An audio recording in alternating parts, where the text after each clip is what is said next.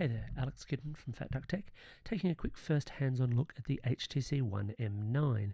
This is HTC's big hero product for 2015, and the first thing you might notice, if you haven't seen all of the leaks already, is that it does look a lot like the previous HTC One M8. Now that's not necessarily a bad thing. Everyone in the smartphone space is falling into this kind of design cues idea, where they come up with a design that sells reasonably well and they stick to it like concrete.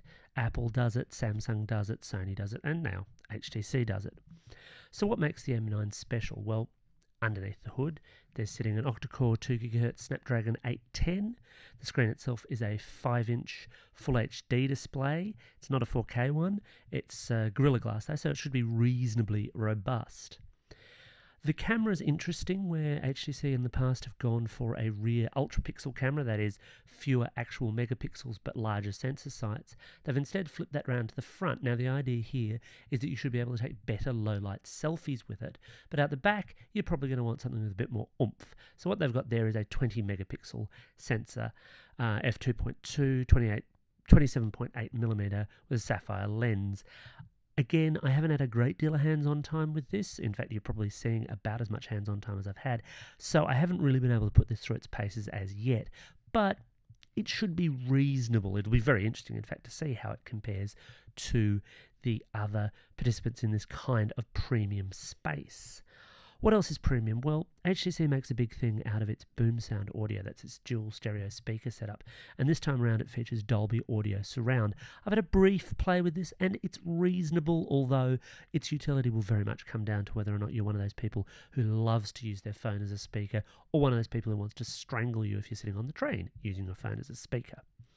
Internally, you're talking 32 gig of storage plus micro SD to add to that, although again Android can be a bit funny about whether or not it wants certain things on micro SD, but this should still be fairly solid, and you're looking at something like around, as I've been told, around 20 gig user available without adding any extra storage to it. It's a 4G LTE device up to Cat 6 with carrier aggregation. That'll depend on where you are as to how much that does. It also features NFC. Now for the hands-on bit, and I've got to say, HTC's pitch for this is that it is a luxury premium product, and I think they've cracked it. I think this does feel like a genuine luxury product. It feels good in the hand, and the previous one did as well. The brushed metal design looks quite nice, and even though it's only a 5-inch screen, that probably sits in about the right space. Not everyone wants that full phablet experience, but lots of people don't want a really small phone anymore either.